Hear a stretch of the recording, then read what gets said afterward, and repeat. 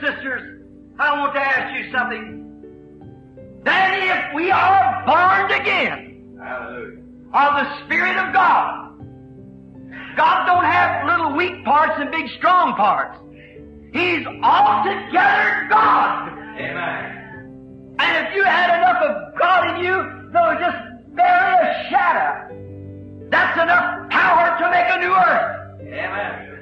That's enough power to make a new moon and a new system. Hallelujah. It's God. And it's strong. And right now, every believer in here has life eternal, which is God's Spirit in you. Amen. Enough power that'll raise up the dead, that'll heal the sick, that'll set orbits and conditions. But it's controlled by law. That Spirit that's in you, you are sons and daughters of God. That same Spirit that you've got in you will raise yourself up at the day of resurrection.